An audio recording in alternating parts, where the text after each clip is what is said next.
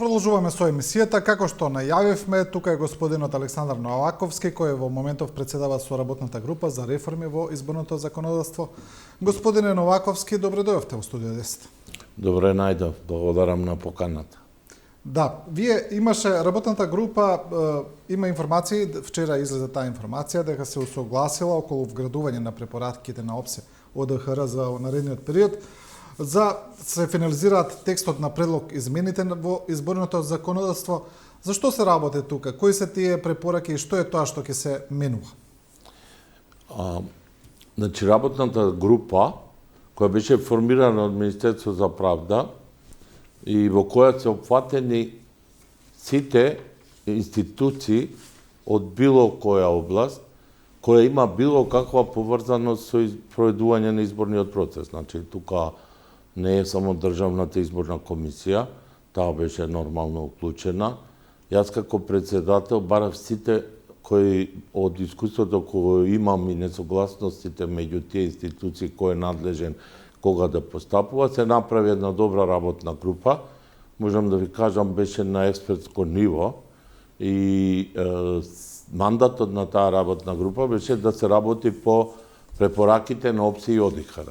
Значи, се имаше прочистено кои препораки во сиве избори се повторуваат, а не се превзема ништо околу законските измени. И сега да бидеме јасни.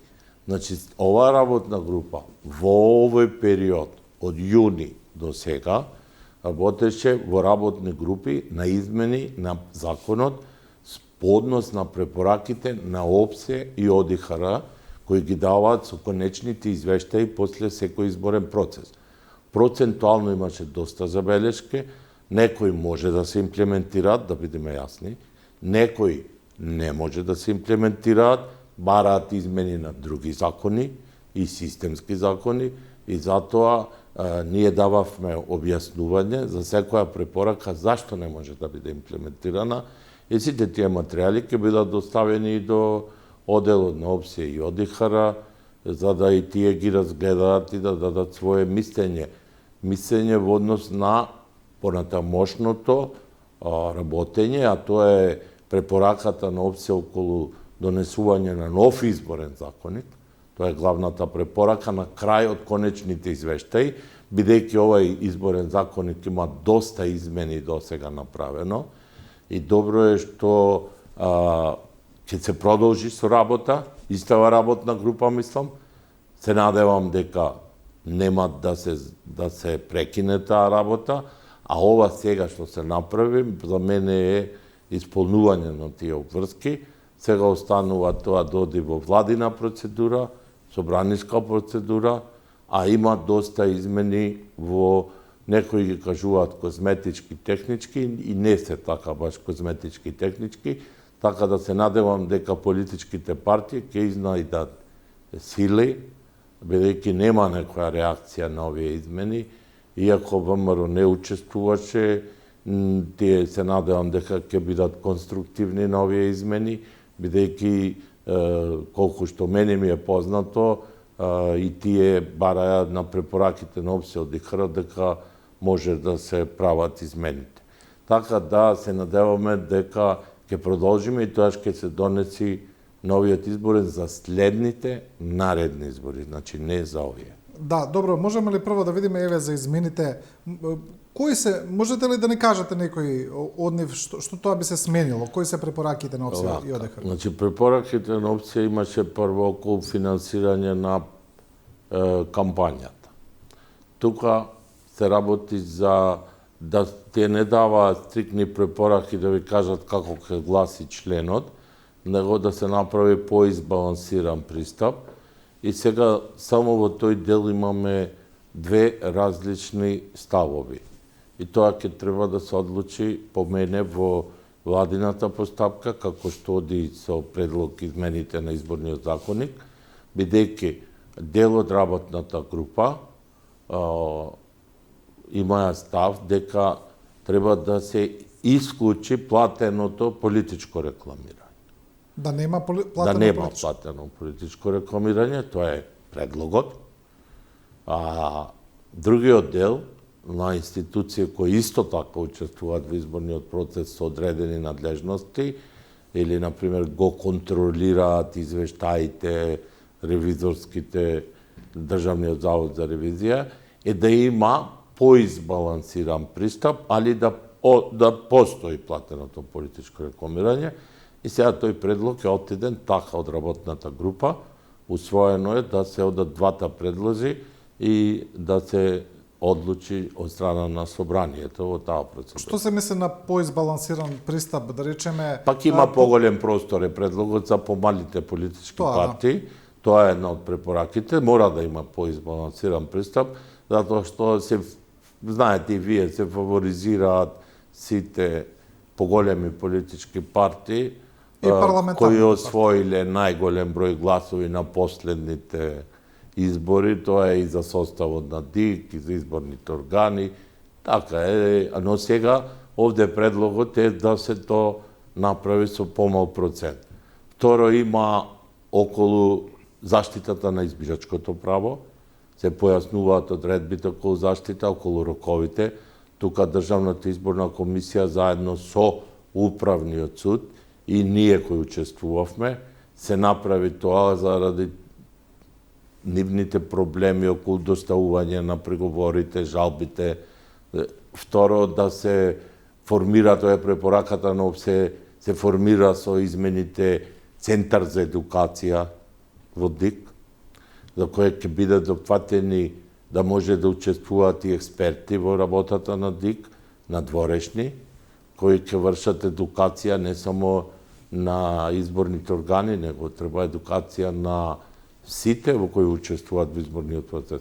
Видите, еден изборен процес е за да биде оценат од сите аспекти, не само да биде оценат како една е оценката демократски беа изборите, втора е оценката беа спроведени технички добро, но треба да имаме ние оценка дека изборите беа согласно сите стандарди за избори европски, усвоени од Советна Европа или од било кој. И за тоа треба пошироко да се гледа. Значи, сите чинители, тука се и новинарите околу известувањето, така, потоа се политичките партии во прв ред, се разбира, околу користењето на средствата државни и сето тоа, тој Центар за едукација треба да го опфати. Потоа има измени во однос на медиумите, во однос на регулирање на порталите, во однос при тоа кога ќе се известуваат. Тука Агенцијата за медиуми директно учествуваше и ја водеше таа работна група и тие надвоја мислам се најкомпетентни стручните служби таму да ги дадат предлозите. Сите, значи најтранспарентно, кои беа заинтересирани од невладините, од здруженија на портали, синдикати на новинари, сите беа уклучени и сите дадоа своји предлози. Па, јас би можел да зборувам и за други измени, а препораките на ОПСЕ не се малку. Препораките на ОПСЕ, некои препораки ќе морат да бидат имплементирани кога ќе се носи новиот изборен закон. Да, кога зборуваме за промена на изборното законодавство, тоа е една дебата која трае многу одамна. Најмногу се зборува за промена на да речеме, на бројот на изборни единици, за отворени листи, тие работи беа најмногу спомнувани досега, но ми се чини дека тоа не е дел од вашата работа конкретно. Тој дел. Благодарам за прашањето, за да стане појасно. Значи, јас давам изјави како председател имам. Ние донесовме и деловник за работа на работната група. Ке бидам прецизен. Промена на модел не е препорака на ОПСЕ. Моделот изборен треба да си го донесе државата. Ова работна група немаше мандат да работи на промена на моделот, ниту може да работи, тоа ќе го прави ако оваа работна група продолжи со носење, изготвување, ствари, нов изборен законник. Тука ќе има сигурно предлози за модел, ќе треба експерти да кажат кои се предностите на една изборна единица, кои се предностите, некои предлози се од 3 до 8 изборни единици. Што резултати даде 6 изборни единици кои се кај нас од 2002 година, 6 изборни единици, промена на границите помеѓу изборните единици може и сега да се прави. Потоа, да бидам јасен, значи тоа е работа која е сериозна и која треба да почне веднаш, без разлика што изборите доаѓаат, и тука ќе се направат тие анализи и ќе се определи дали ќе има промена на изборниот модел, каков модел, дали ќе се менува Донтовата метода, нема да се менува. Ова работна група, мислам, на време го донесе точно да се тој принцип на 6 месеци пред изборите да се донесат измените. Според препораките на ОПСЕ. Да. Како што вие велите, тие изборни промени за евентуална промена на изборниот модел, значи тие би требало, доколку се направат, да бидат проткајани во новиот изборен законник. Како што вие велите за некои следни избори, кои ќе бидат не за овие. Први наредни ние ги викаме, значи не овие што доаѓаат редовните, председателски и парламентарни, него за следните наредни, тоа се локалните, пример. За локалните немаме тука, али може да се работи, значи во еден период од година дена да се спреми и потоа да се оди во собраниска процедура, да оди на дебати, да биде уклучена јавноста и да се направи добар изборен закон. Ние немаме лош изборен закон. Само што секоја измена се носеше на неколку недели пред изборите, стално таа критика имавме, и сега многу надлежности се ставаја без да бидат консултирани институциите. Пример ќе кажам, Државната изборна комисија и се ставаат надлежности со измените, каде не може да се најде компромис, се ставаат надлежностите на Државната изборна комисија. А треба да се процени дали тоа Државната изборна комисија може да го прави. Затоа што ние имаме и антикорупцијска, имаме и Државен завод за ревизија, имаме агенција за медиуми.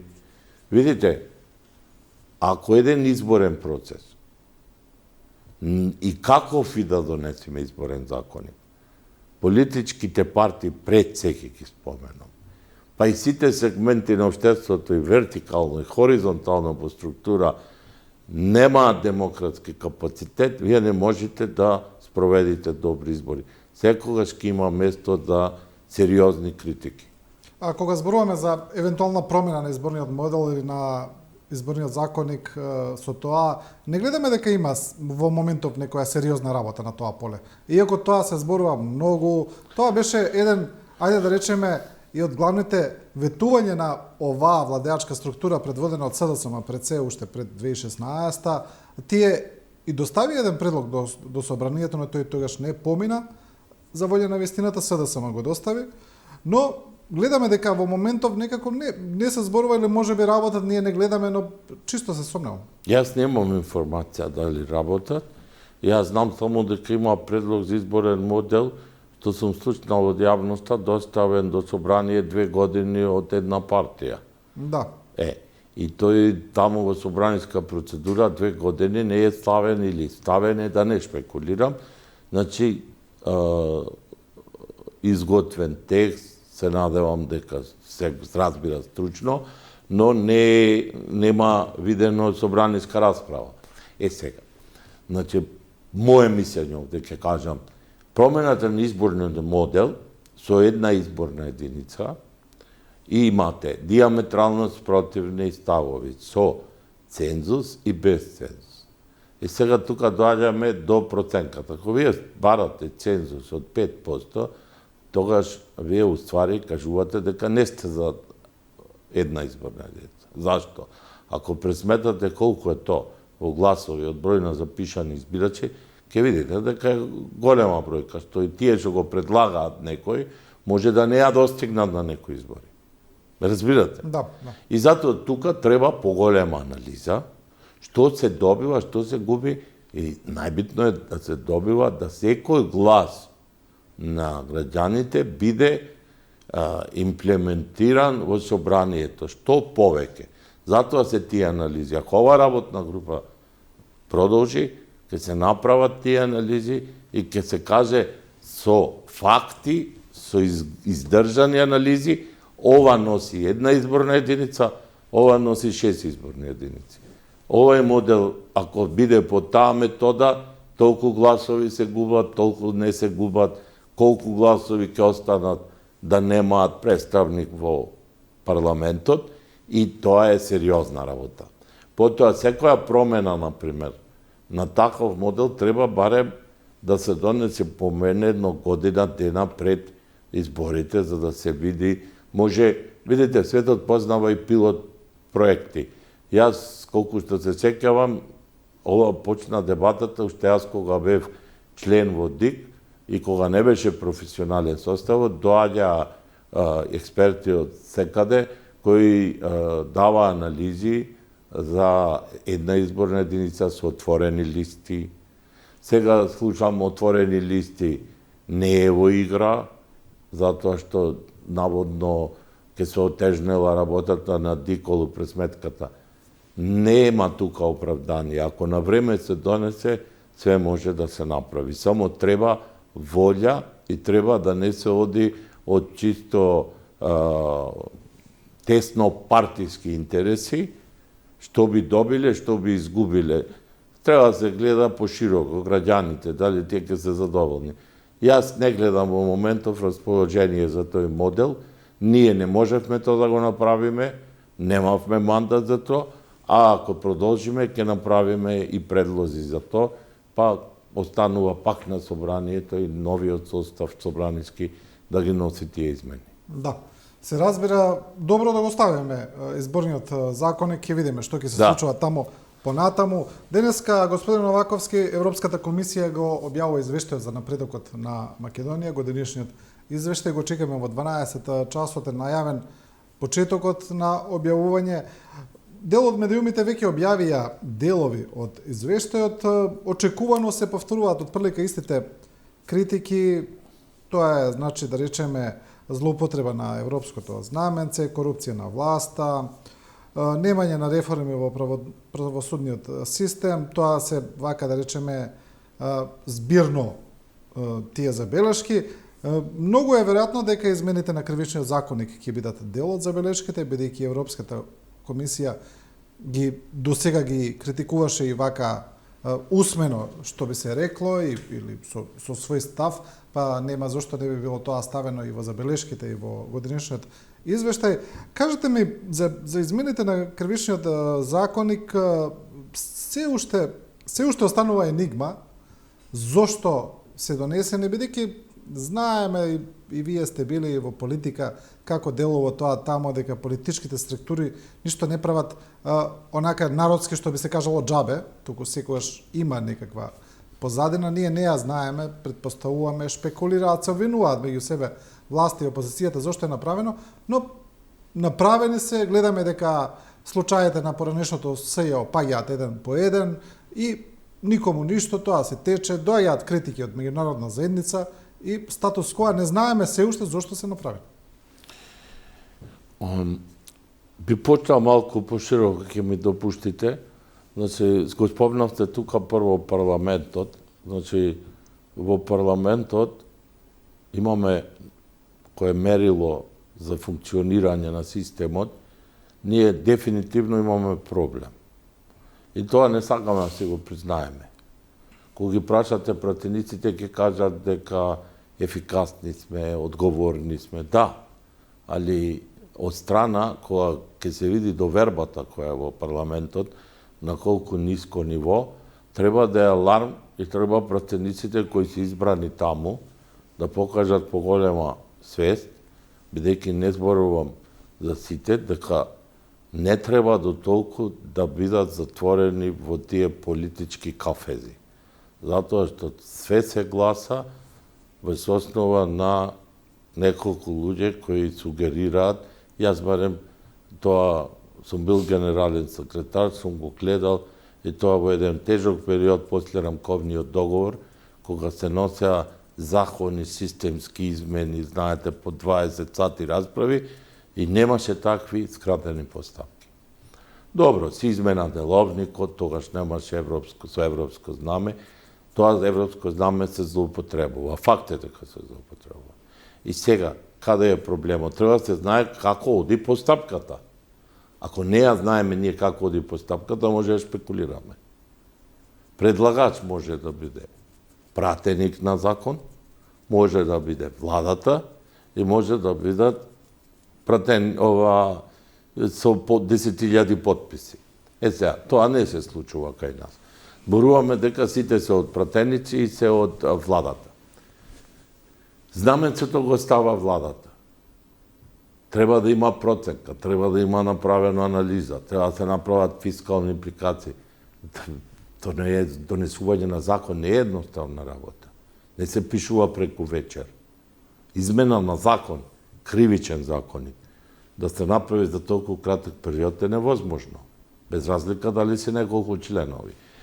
Посебно кога вие имате работна група, која води професорот Камбоски, која сега ќе предлага нов кривичен законник. Дали со тоа разбирате дека се ствара една дисбаланс комплетно на системот? Значи, тоа не може да го прати ни судија, ни обвинител, ни адвокат.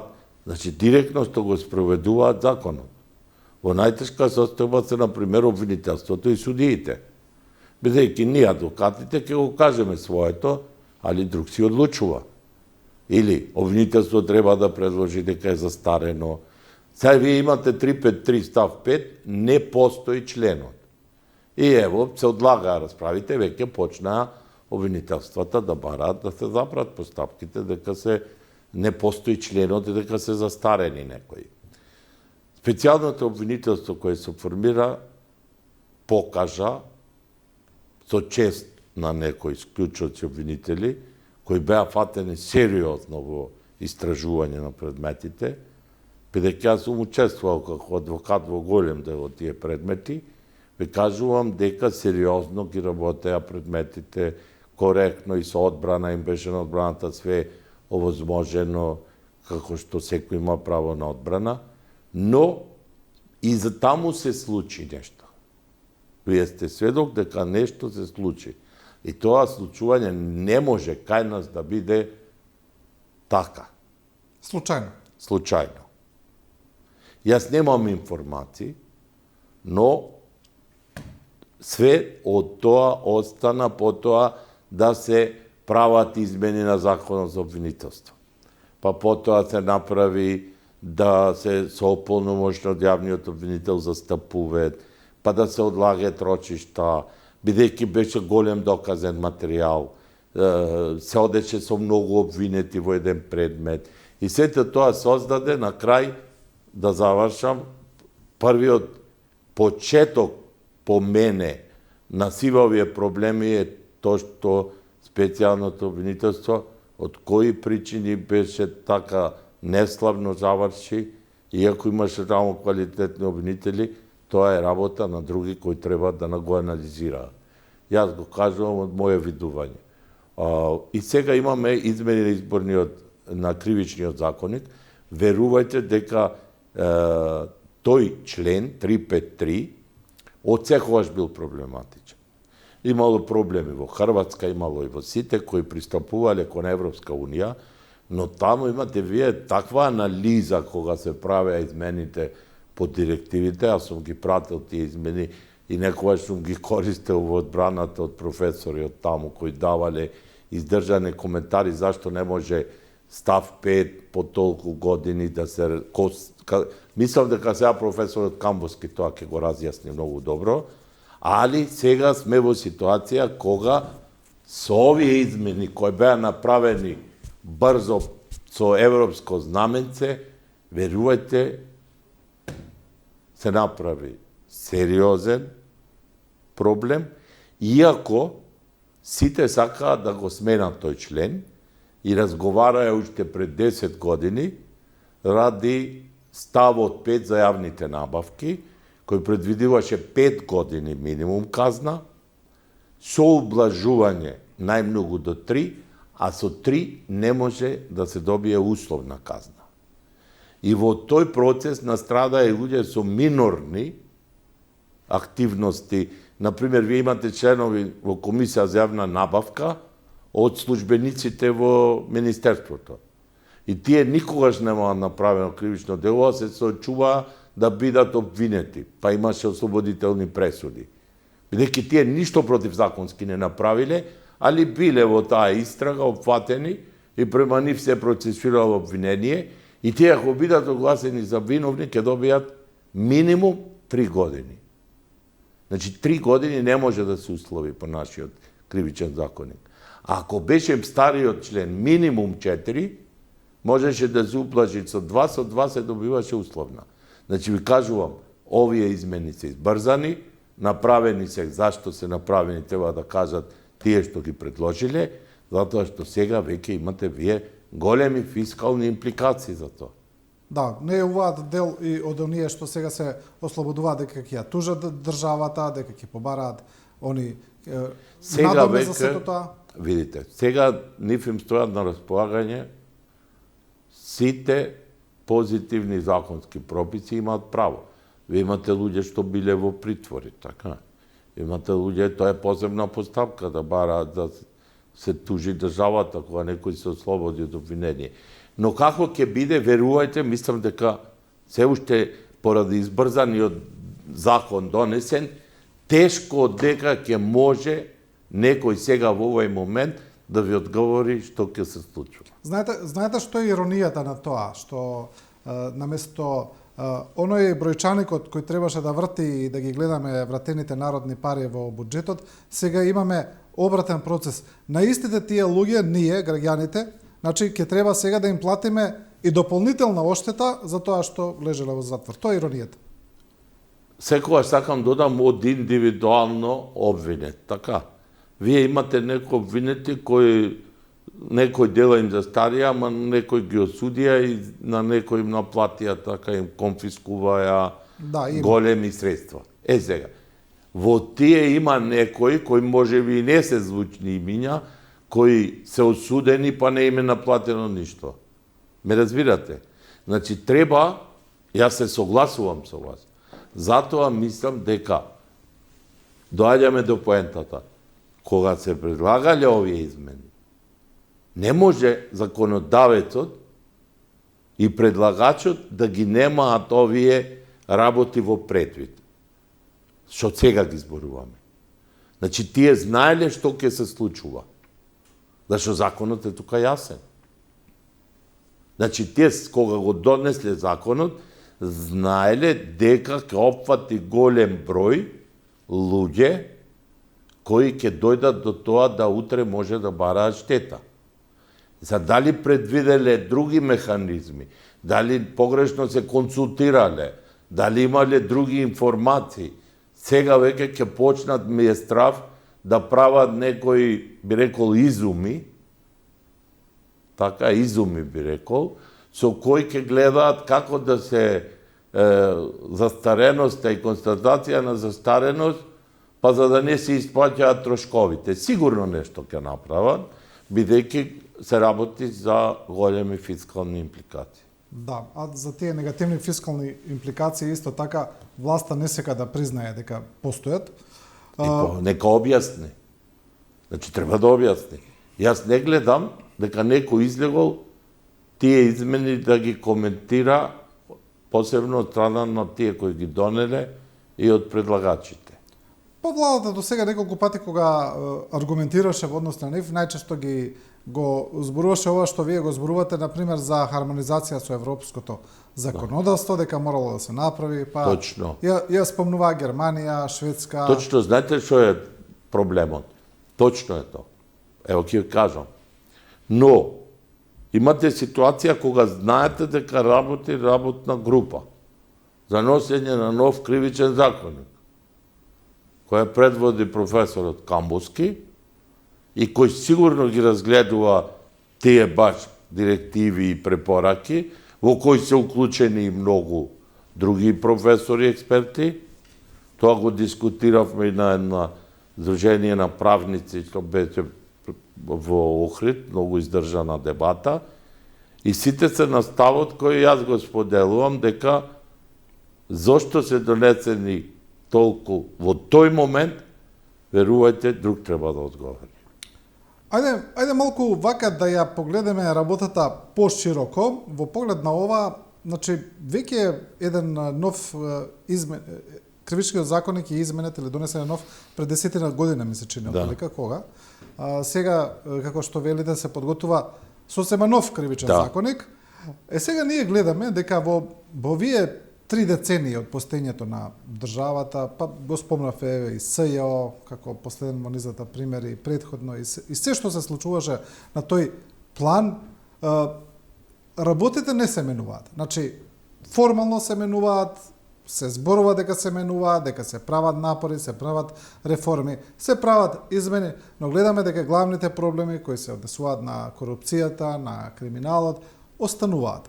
Како да ми се чини мене, онака лаечки, како да постои некоја невидлива рака кој го држи целиот тој правосуден механизам и не му дава да мрдне, како да го држи укочен.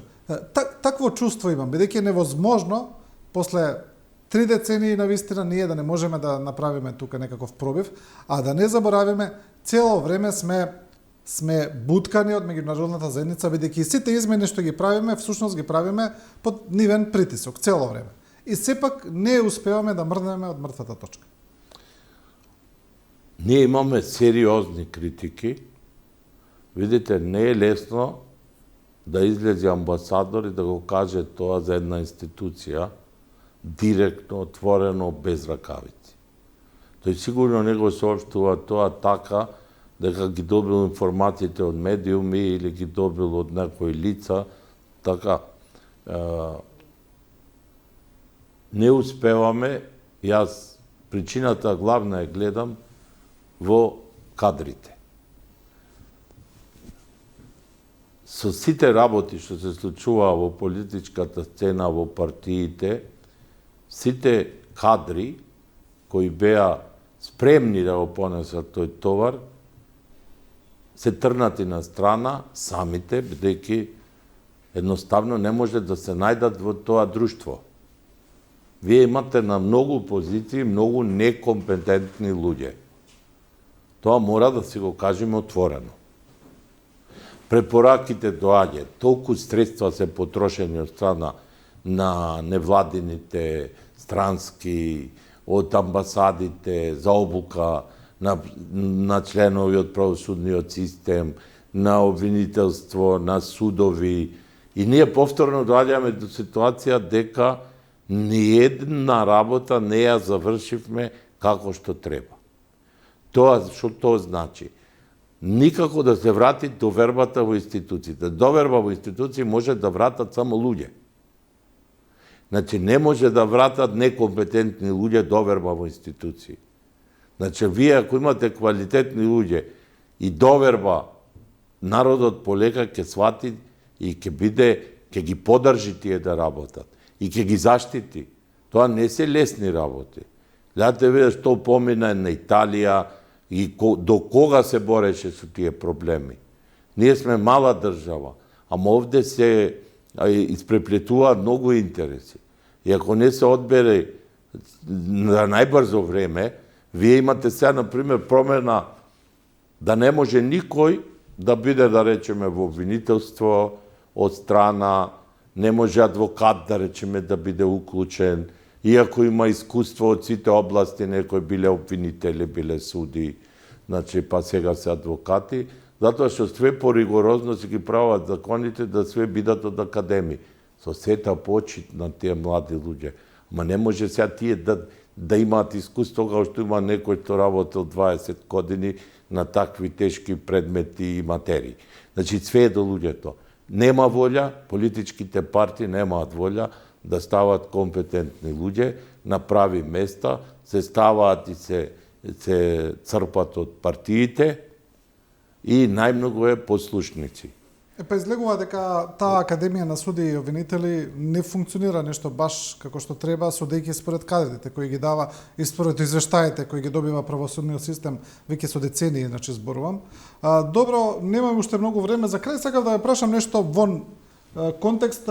Вие најавивте дека можеби имате намера да се кандидирате за градоначалник на Охрид. Па сакам да ве прашам за тоа ви е сериозна намера, навистина ќе се кандидирате? Видите, јас уште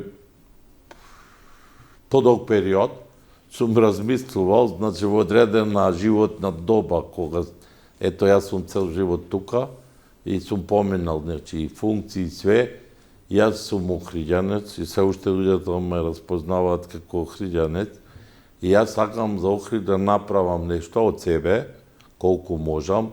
Значи, мојата намера е сериозна, но ќе зависи од многу други работи, не политички, него едноставно од други работи кои ги имам, од фамилиарни причини и мислам дека не сериозно размислувам. Значи, јас размислував и претходно, ама мислев не е време, сега мислам за овие избори е време, се надевам дека ќе можам некако да се кандидирам, да, но треба да има подршка од граѓаните. Ќе видам каква е таа подршка, првите реакции од кога тоа се објави се исклучително добри, дури и за мене изненадување, затоа што дефинитивно и охриѓани и пошироката јавност важда препознаваат дека може да се даде допринос. Јас сакам да дадам допринос за Охрид, бидејќи има работи кои во Охрид, како охриѓанец, навистина, веќе не може да се сварат, би рекол. А се случуваат, граѓаните се незадоволни. Јас не кажувам дека градоначалниците претходни не направиле нешто, но на крај се сведи на козметички измени, тротоари, цвечници, таму се прават работи кои стварно не се во ред. Под урбана опрама се прават тераси, све се, мислам дека еден Охрид не го заслужува тоа. Можам да дадам допринос, али конечната одлука ќе донесам во консултација секако со мојата фамилија. Да, добро е, ако нешто ве значи и на нас како туристи кои одиме во Охрид, гледаме дека работите во туристичкиот бисер не се баш како што треба. Господин Новаковски, ви благодарам за ова гостување. Ви благодарам и вас на поканата и поздрав до гледачите на ТВ24. Ова беше Александар Новаковски и со ова ја завршуваме и оваа емисија. Ви благодариме на гледаноста, на довербата. Останете со програмата на Телевизија 24.